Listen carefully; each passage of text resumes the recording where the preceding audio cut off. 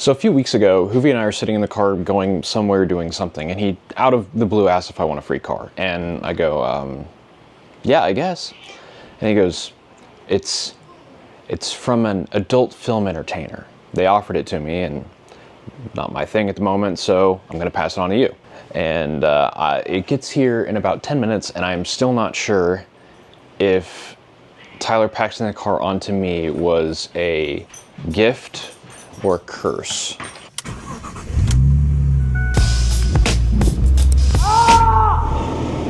There it is. So I didn't even know what color this was, much less what sort of condition it is. I did know that it was parked with a suspension issue, which checks out.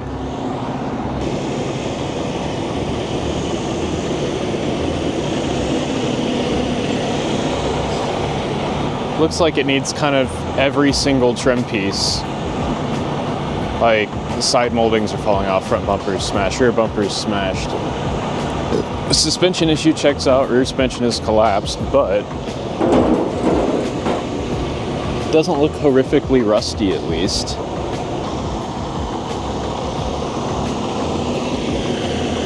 I actually wonder, since most of these have mechanical issues that leave them completely trashed, I wonder if these sort of cosmetic parts are actually not that hard to find. Because, you know, if 1 out of every, 5 of them is in a junkyard somewhere, they're probably not getting wrecked all that often because this happens and then people give up on them. It definitely does look like it's been sitting outside under a tree for 2 years.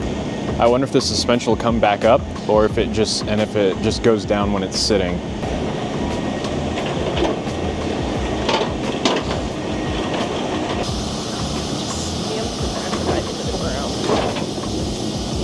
Yeah, suspension comes back up when it's running.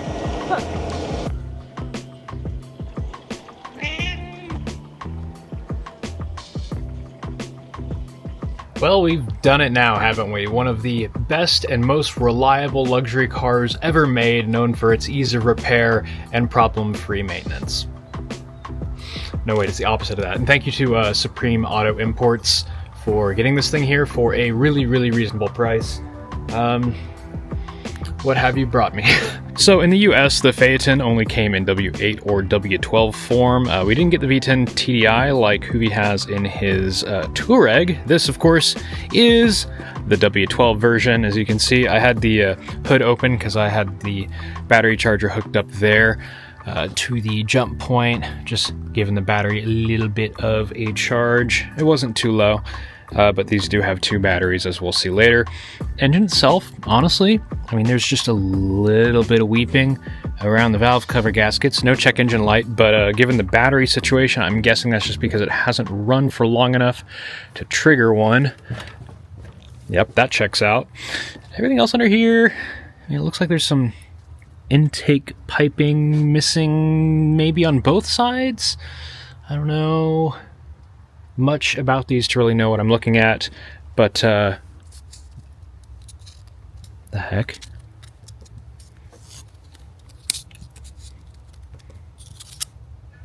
Okay, apparently that is a coating and it is cracking and coming off. I had no idea. I thought that was just raw metal. That's bizarre. And since this is a W12, you've got these big flat valve covers because the cylinders are arranged like this. 6 on each side, 2 VR6s slapped together. Doesn't appear to be much in the... Oh, hang on. That might be a vacuum leak. This actually looks incredibly familiar. That looks identical to... Well, not identical, but very, very similar to a similar hose found on Porsche Cayennes, which is also problematic. However, it looks very easy to change if you can get one, which we'll see. So I expect that will be causing a check engine light for lean running. We've got one very nice headlight, one not very nice headlight, and then we've got some missing plastics here. Of course, the under tray is just, under tray is gone. Completely gone. Body itself looks okay. Glass is all good. Like, the panels are straight. The paint is completely gone on all the top surfaces, and the Yeah, there's not much going on with the mirror anymore. It does aim, but it does not fold. Around the sides, we got some more sagging, sad trim pieces, but nothing too major. Hasn't been running into any curbs or anything. And then when we get to the back, things get interesting. First of all, you can tell that this thing sat under a tree for a long time. There is so much gunk around here, and getting in here was actually quite the trick. The clicking the Volkswagen emblem is how you're supposed to get in here. Click, click. Wasn't doing anything. And then there's a key lock switch here. Also, the buttons on the inside weren't doing anything either. So I went to put the key in here because the other key was stuck in the ignition and it wouldn't work. So we ended up having to actually use a pen, like a ballpoint pen, to push the manual release for the key, and then I could get it out and get into the trunk. And once we got into the trunk, first of all, very big trunk. And second of all, you can tell that this has been having battery issues. Although I want to point out, look at these hinges. I think these were manufactured by like a French bicycle company or something like that. Absolutely beautiful. Looks like some aerospace stuff. We have the battery, and I'm currently doing a charger and a jump pack sort of shenaniganry to sort of get some power in here so I can diagnose things. However, the concerning thing is the battery itself is wet. And it was at about 1.2 volts or so. Not great, and that's one of two batteries. This is the one that runs the interior electronics, including stuff like the solenoid that lets you take the battery out, and apparently the trunk latch, so that could explain that. And the actual Go battery is over here. Yeah, I don't know what's going on there. Looks like a little bit of mold there. If we lift this up, it is wet under there as well, because, well, yeah. And that situation does not get any better on the inside. Work our way forward here. Back. This window regulator is very sad. This is the only window I've tried to roll down, and it did not want to roll back up. The smell's horrific. All of the door panels are doing this sort of thing. It does have the shades still intact, which is shocking. Those are almost always broken on everything. But then we turn our attention to the rest of the interior. We've got a jug of 040, which is always good. And then we've got the super cool rear center console thing. Unfortunately, the seat heater dial is broken for the passenger, but these are heated and cooled rear seats, which is just the best thing ever. And then full auto dual zone for the rears. These cars were so freaking ahead of their time. And then you see the mold, and then you see the mold, and then you see, I think this got in a fight with like a rabid badger or something. I'm not really sure. It's not good. And then if you look up, you see the mold, and also these buttons have cancer for some reason. I don't understand how this happens, but it feels disgusting, and I hate it. Also, I think these are supposed to like motorize up and down, but they don't do that apparently. Maybe that's only on higher trim levels. Not entirely sure. Oh, hey, I just saw even more mold that I hadn't seen before. Oh, that's right, the rears are massaging. I forgot about that. My gosh. What doesn't this car do? Other than, work properly and not smell like mold. Moving into the driver's seat, this door exploded. There's, yeah, that trunk release still does nothing. We have a foot-operated brake, some nice metal pedals. All of these controls, which seem to work, the heat, the cool, that thing, massage, all works on this car. And these are some of the most comfortable seats I've ever been in. I'm usually pretty critical of luxury car seats because I prefer something a little firmer and sportier, but these are nice. And we get in, and we've got unbroken wood dashboard. We have a sunroof and controls. Let's play our cards here and see if this actually... Okay, car powers up, 85,000 miles. The Carfax for this thing is absolutely ridiculous. I'll put I'll put it on screen, but this thing's been through like a billion tires.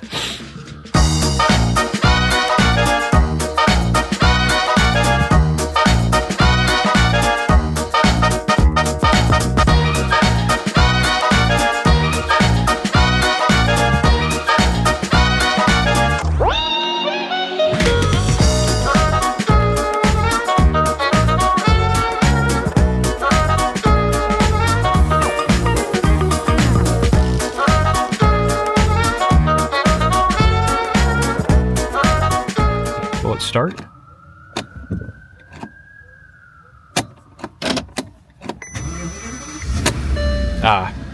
So what I did there, that was a weird noise. I cranked left and then right, which is the self jump starting procedure. Since this thing has 2 batteries, it can jump start itself with its own batteries, which is pretty neat.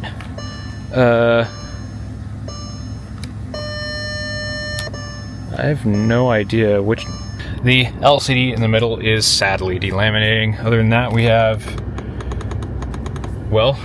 a gauge cluster.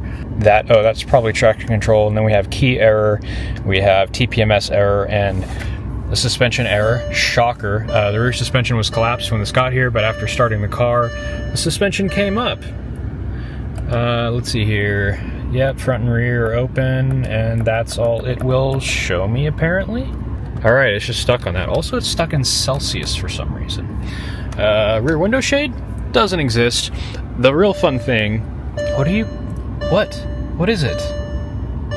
Little Timmy stuck down a well? We have... steering controls. Do these work? They do. Wow, that's impressive. BMW can never. And this does... Oh, it does have heated steering wheel. Nice! My M2 has a heated steering wheel, and that is definitely one of my favorite features. What's this unmarked button? No clue. Doesn't do anything. Okay, but the one feature of this car that I really, really, really wanted to see... Oop, I didn't hit that one. Yes! I can't believe that works. That's like one of the things that just never works on these cars. And then away it goes. And away it goes. That is just the best. Other than that, everything in here seems to work fairly okay. The stereo all works fine. We've got buttons that do things in this ridiculously dim screen, though laid out fairly reasonably. You know, I've used the one in the Bentley quite a bit. However, this is something that Volkswagen still does, and I hate it. The power button, you know, you push the volume knob in to turn it on and off. It doesn't stay stationary, so the power symbol rotates as you turn the volume knob, so it's never upright. That drives me absolutely bonkers. Moving on down to the center console, we have the heated and cooled seat controls, we have the suspension controls. The suspension's all kinds of upset at me. It's in high right now. Let's turn that to normal. Interestingly, it remembered the setting that I had last time the car was on, so that's strange. Traction control, and then sport mode. You know, how sporty do you want the suspension to be? Obviously, we want max comfort. Thank you very much. What is dark? Oh, just turns it off. Okay, nighttime mode. That's kind of cool. Very Saab of them. These are ashtrays. They don't ashtray. And then here's the big big problem. The shifter's all kinds of borked. We've got a T-handle here, and I think this is supposed to be the button to,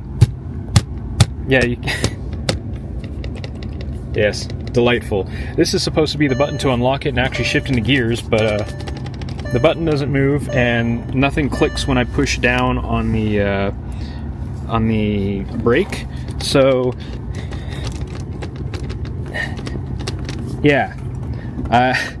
It's stuck in my driveway now. I could do it before, but now I can't, so I think I need to figure out how to take this handle off and maybe lubricate something. This is kind of gross looking in there, so I'm not entirely sure what's up. Grimes is busy today, so he hasn't been able to come check this out with me. I just noticed a button that I don't recognize. What does this do? I think that might be driver's seat priority for the HVAC. At any rate, this heater works great. And then we have the cup holders. Very neat, very demure. They go away. This one goes away. This one, the button is broke. Moving back a little further, we have armrest, broken latch, of course, and inside of it is a Nokia phone that plugs into a coaxial antenna connection.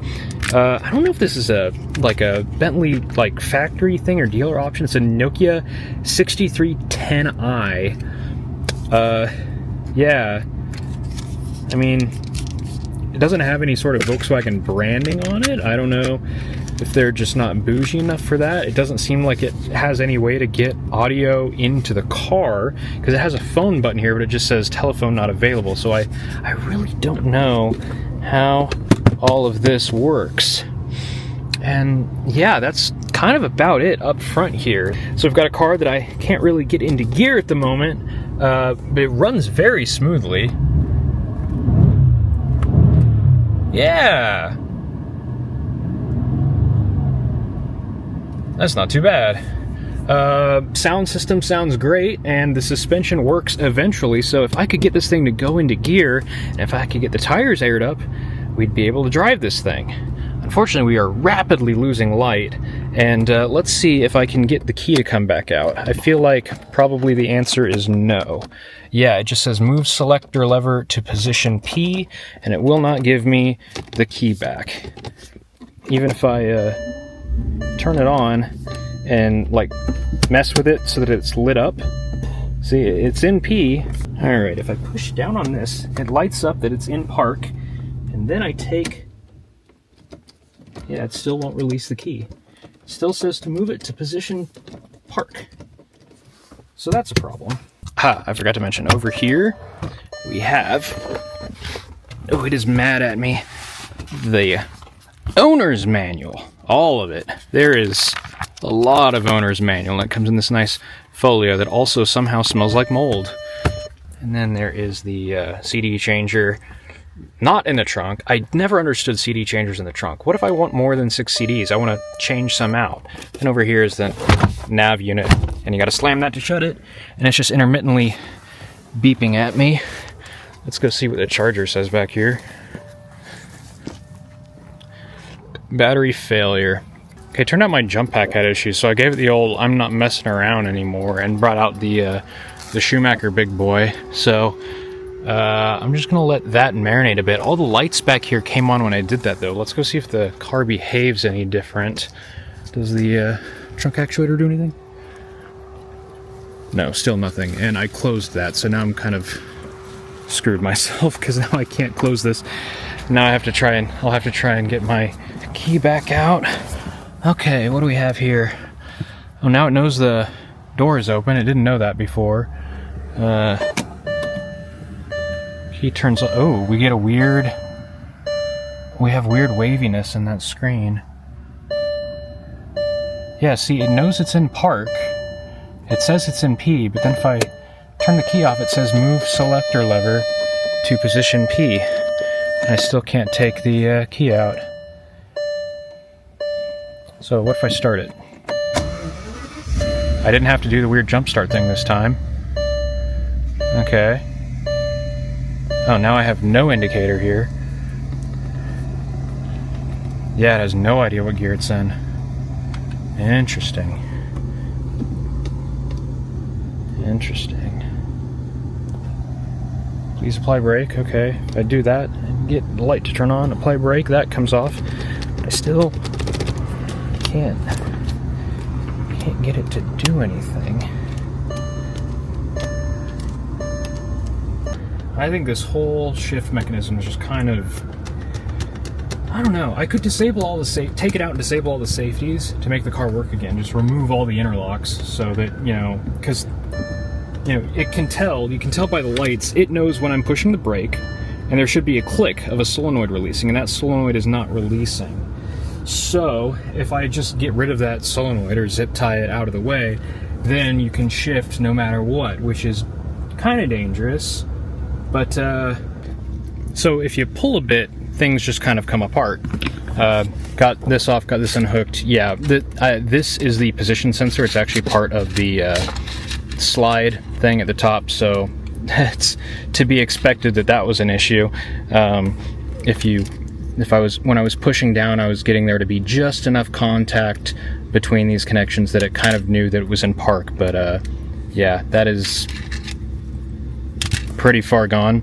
As for the solenoid, I believe this is the solenoid here, and it is blazing hot. Like I can barely touch it. But I don't think these are removable connections. Oh, they might be. Can I just depower it? Oh, there we go. There was a spark when I did that. Shift lever will not move. I don't have anything to push that down with. I guess I could try the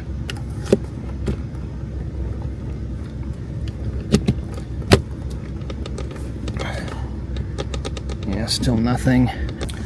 Well, interestingly, the solenoid does do something. It is moving, but I think whatever it's supposed to be moving is broken. It doesn't change its state depending on if I push the park button or not. And regardless of if I have it hooked up or not, we still don't have anything going on here. So I think this will require a bit more diag, some help from Grimes and factory service manuals and whatnot. I don't think we're going to be driving this today. I did figure out how to get this to pop up. These little, there's this little chrome thing here that had fallen off. I'm not sure how it's supposed to be held in, but it goes there-ish, and that's what returns these. This one actually also fell off when I took the center console out, so yeah, who even knows with that. But yeah, this definitely needs replaced, and something needs to happen in here. And then this button still won't pop out, so I don't know what's going on there. Actually, let's see if we can. Alright, well, shoot, guess we're not driving it today. Also interesting, the backlight isn't working.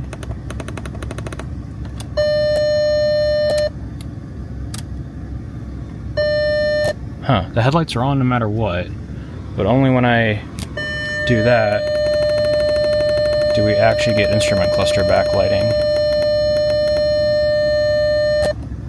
Strange. I guess the headlights are just running lights in these cars, and this doesn't actually have auto headlights. Baffling. Okay, so I did confirm on the internet that is the shift interlock, and it is just something is jammed in here. I think it's pieces of the blind have fallen down and jammed up the interlock pin, and that's why wiggling it would work for a bit, but isn't now. This will also need replaced because this uses Hall effect sensors to tell the car what position it's in, which is why pushing it down would make some broken contacts work again. And this is pretty common on Volkswagens and Audis and Mercedes. I've seen that a bit. It also looked a little bit crispy here in part of it. Yeah, that looks gross. That might just be something spilled on it, I'm not sure. But I figured while we're in here, I'll have some time with Grimes maybe this weekend. We can take this out and look at it and hopefully clean it up. But I figured while we're here, let's scan it. Really dumb, this thing doesn't provide power to the OBD2 port unless the engine is actually all the way on and running, which is incredibly silly, and I'm sure we're going to get a ton of errors for all of that stuff missing. But hey, let's see. We might set a oh my gosh, there's so many ECUs, what the heck. 5 in the engine, fan open circuit, implausible message from steering column electronics. Okay, brake switch circuit malfunction. That's interesting. I actually wonder if that's caused by me plugging and unplugging this, because I bet you that is in the brake switch circuit. But it's still not doing anything. Maybe this has 2 brake switches, because the brake lights are coming on when I do that. Transmission, what do we got? Voltage too low. Brake switch B circuit. It might just... But the light was turning on and off. Interesting. Oh, this is really sticky and I hate it. We got, okay, Tiptronic switch up circuit, short circuit to battery plus. Oh, so I wonder if that's what that little burnt area looked like. Output speed sensor circuit. Gear recognition signal, yeah. Steering angle sensor. Seat heating ventilation adjuster on the passenger side. That's unplugged, so that'll happen. Fresh air blower, defrost flat motor, rear center warm air flat motor, recirc flat motor. All of this is seeming like some low battery shenanigans. Steering column electronics control module, load management intervention. That's when it switches from one battery to two batteries, I think. So I think we have multiple things going on. We might have a bad, like, redundant brake switch situation, because that solenoid should be activating when I push on the brake, except it doesn't think it's in drive, so maybe that isn't making it activate. There's so many different things. That blind needs replaced first of all, so the car actually knows it's in drive. Then we can go from there. So unfortunately, I have to buy parts. Okay, instrument cluster has errors for talking to every single module, which makes sense when you have power issues, data bus, issues with talking to every single module, seat adjustment, errors for absolutely everything. Oh no, the seat angle adjustment motor on the driver's side. Hang on a minute. No, it works. I promise you. Oh no, I touched it. Ooh, that's not good. Alright, the scan finally finished and I generated a report. We have a grand total of 74 faults. The only modules without fault are the airbag, left and right light control, emergency call and communications unit, and the parking sensors.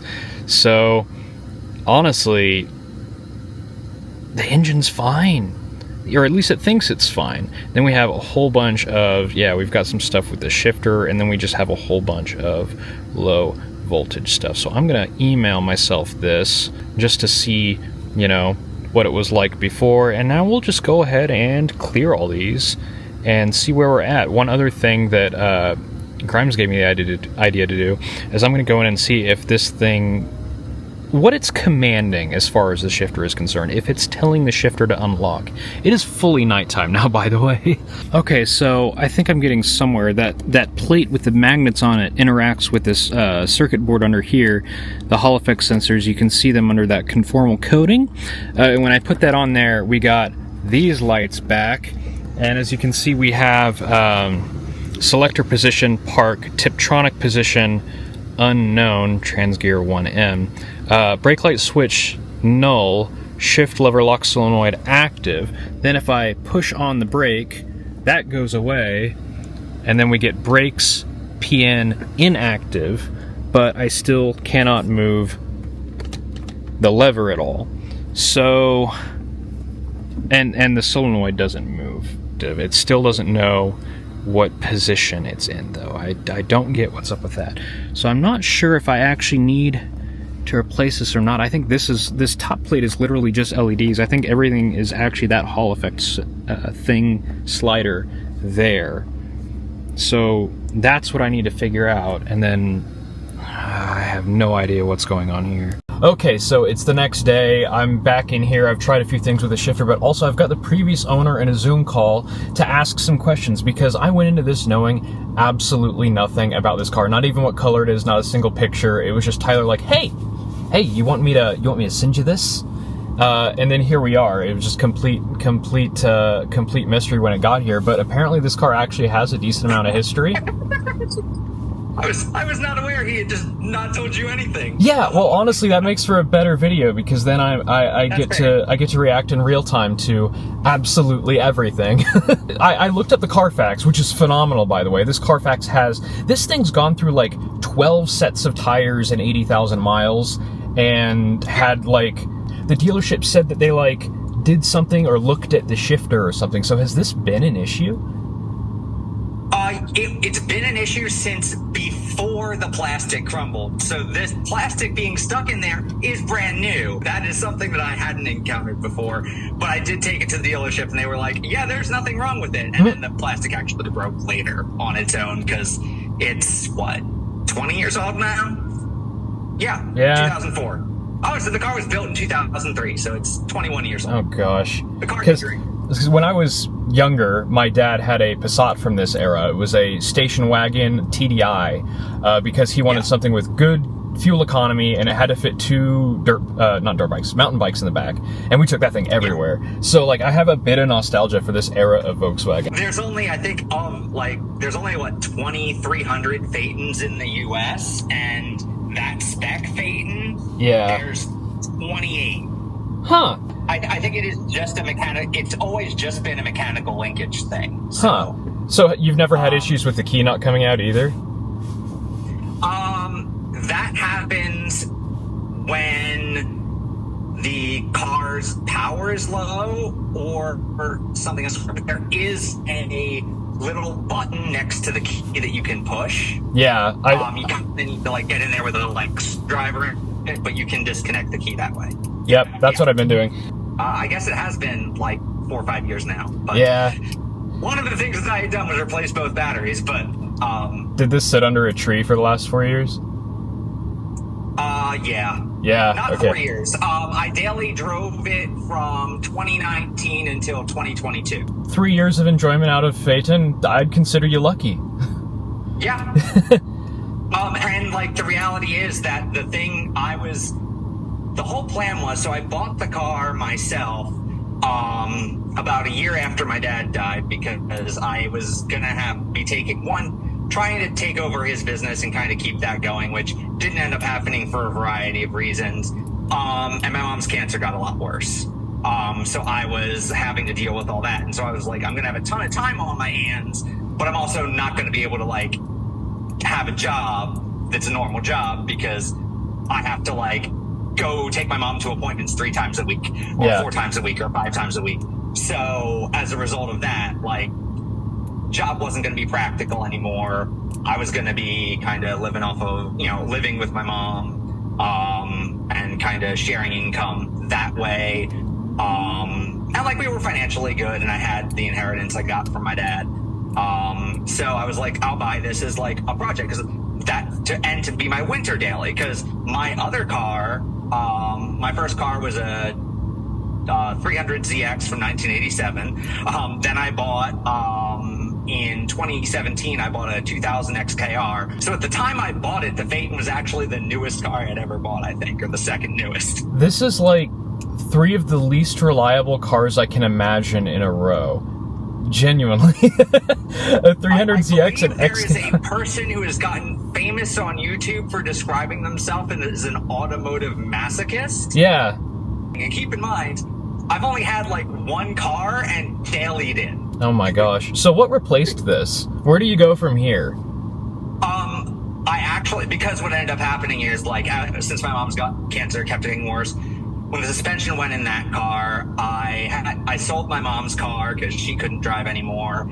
And so I just took that money and bought a 2013 Ford Electric because I just needed something that would always work. Because now the car wasn't for me anymore. It was to get my mom to doctor's appointments. And so I had to just have something that worked.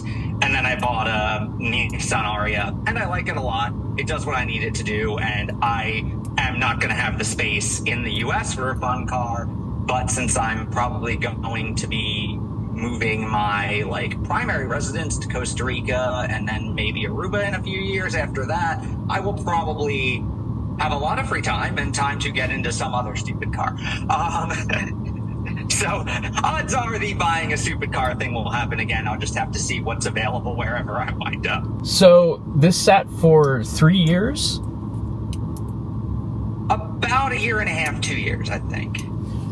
What happened to the back seat? I've got to ask.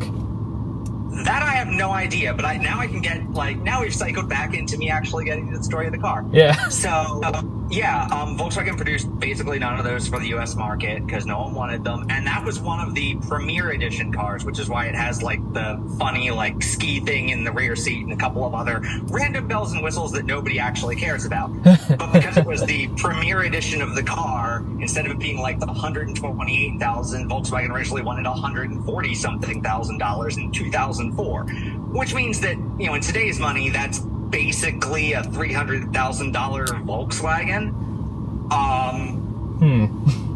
And as it turns out, even it is an Audi A8 chassis with a Bentley engine, and like technically it's actually got more features than any of the Bentleys at the time. Like it's got the double thick windows, the redundant batteries, it's got these super fancy trunk hinges. Like it had the climate control in that car is designed so that it can keep you cool without you ever feeling a draft. Yeah, I've read that's a big thing with the Germans, is they don't like to feel a breeze on their face. Yeah, so like the car's like design spec is just completely absurd. But no one wanted it, so then they ended up selling it to whoever bought it for about the price that the regular W12 Phaeton cost, which was still way too much money. And it kind of drifted around. I think it was like the Chicago area or the Detroit area for a bit, wound up in, I think, Missouri. You have the Carfax, you can figure out the path. But eventually, the guy I bought it from, I think he was in somewhere in the central Midwest, bought it, had it shipped there, drove it for a bunch of years, then took it to Florida, let it sit outside his house with no garage in Florida for like 4 or 5 years, got into several car accidents in Florida because he was a retired guy in Florida in the car. A couple of them were bumper issues, but there was, I think, a hit on the right side that he didn't report to insurance. But I knew about it when I bought the car. And so I fly down there, sight unseen. I did like get a little bit of an inspection done, but nothing major. Fly down there, lovely Jewish couple. They made me lunch and like fed me lunch while we did the whole like transaction, drove around. And then I decided it was a brilliant idea to, with no backup, no other drivers, just pick up a W12 Phaeton that had been sitting for several years. Like, not sitting, but like driven maybe once a week, if that. Yeah. In Florida on old tires and drive it from Miami to Philadelphia. I've done stupider. Well, yeah. I have done stupider. I did drive back from college and the brakes went on the Nissan. So I was like just constantly topping up the brake fluid and limping it home because I just did not want. So I drove it. That was probably the stupidest thing that I've ever done. But I was in college then and much younger and much stupider. Goodness. So yeah, I ended up driving up. The only problem I had was that the catalytic converters were all gummed up, so I kept getting emissions warnings, and then eventually they burned out, and you know it drove up fine, and then I immediately put new tires on it. And honestly, like I think I did the batteries. They tried to tell me the batteries was the alternator, but like I had known that the alternator was replaced not long beforehand, so I was like, it's not the alternator. I did the full 80,000 mile service and the 65,000 mile service because the 65,000 mile service had been skipped. And other than that, everything pretty much worked. Like I bought, like I think it's still in there in the little cabinet. I bought a Nokia phone that matches it. Yeah, I wondered about that. Yeah. I wasn't able to get it to work, but theoretically it will plug in and then the car will have a car phone. Interesting. Huh. But you have to get service for the Nokia phone for that to work, obviously. But the phone's there, so if someone decides that they want to put the effort into figuring out how to actually get that feature to work, that's there. But other than that, the car was honestly fantastic. Oh, I had to replace the passenger side switches on the seat. But other than that, everything pretty much worked. I think there might be a problem with the driver's side switch is what I replaced. There might be a problem with the massage button on the passenger side too. And so everything pretty much worked last I had it. But I had to stop driving it when the suspension went because I was like, well, I don't have an extra X thousands of dollars to throw into a car. I only drive twice a week because medical bills are expensive. And so I just kind of had to like let it sit. And then I was like, well, I'm also now too busy to like take the suspension out and rebuild it myself. Yeah. So I just had to deal with everything. And then what wound up like by the last year and a bit, like the fact that my mom finally passed in May was a good thing for, like, she decided to stop treatment, so like it was what she wanted. So it was kind of as good of a situation as it could have been. And that finally freed me up to be like, okay, now I can actually do something about like finding a new home for this car, because I knew it was like too potentially fixable and also being like one of 28, like too rare to just send to a car crusher, but also like no one's going to buy a Volkswagen Phaeton with a blown suspension that could be a $40,000 repair bill. Yeah. I won't say it's not savable, but time has not been kind to it. The interior is just disintegrating around it. I mean... Yeah, and that was the state it was in. And I think a lot of that is the prior owner... It's very moldy in here now. Yeah. And like the prior owner, it had a lot of those mold issues, I think, from sitting in Florida, to be honest. I had gotten like a lot of it cleaned up, but obviously it came back because you can't get it all unless you like disassemble the interior. And like I said, my big problem was time. I don't know how the back seat got damaged. That was that way. And like I said, the immediately prior owner invested the money mechanically to keep it running pretty well, but clearly considered it his nice beater car that he drove around on occasion that his wife didn't like very much. Hence the paint being like completely removed on the top, because it literally just sat outside in the Florida sun for years with no garage and no covering. Yeah. So I think that's why a lot of the like rear leather was like fragile enough to crack like that. Is just, that's like the worst thing you can do for a car like that in terms of the interior and the paint. But those are also the two things that, provided nothing went horribly wrong while it was sitting, should be in like the worst condition. Yeah, I mean, I know there's a leak in the differential. Even the Volkswagen dealership, even though they like had an Audi and a Bentley like adjunct owned by the same people, were like, we will not touch fixing the differential leak because we have to take the axle out, and we are not willing to touch anything that could damage the suspension because our liability insurance won't cover the repair. Wow. That's wild. That has kind of been the tragedy of that car's life, is that it was left to sit outside to a point, like I said, the interior issues were honestly already there when I bought it. The paint was destroyed when I bought it. Oh yeah, that's something I wanted to ask. How old is the fuel that's in this car? Probably about 2 years old. That's impressive. Like, it's been running this whole time, and it's just idling like perfectly smooth. Like this. Oh yeah, no. Like I said, that the engine is, because they also like designed it to be bought by like Arabian princes who do all sorts of terrible things to their cars. Yeah. Like that car was basically designed for Saudi Arabia and the UAE. Every single thing about that car, driving it, I immediately fell in love with it. It's so quiet in there. Like, it's almost as quiet as my electric car. And then when you like really get on it, you can just hear like the V12, like, but it's like a very classy version of that like engine rumble. Yeah. It's not like the Bentley where it screams. It just sounds really nice in a very like elegant way. Like the little way the cup holders are like the pop-up cup holders. Because of course what you could never tolerate is having your burlwood like center console not be perfectly flat when you're not using it for cups. Right. That would be an insult to the driver. So we can't possibly have that. We have to make the cup holders do that. And of course they broke because the plastic is 25 years old. But mechanically, aside from the rear diff seal, I never had a single expensive mechanical fail with that car.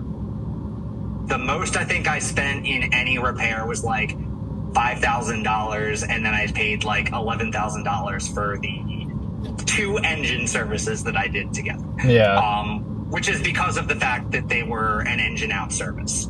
All right. Well, this car definitely sounds like it has a pretty storied history and a lot going on here. I did kind of get the vibe that this was definitely cared for mechanically and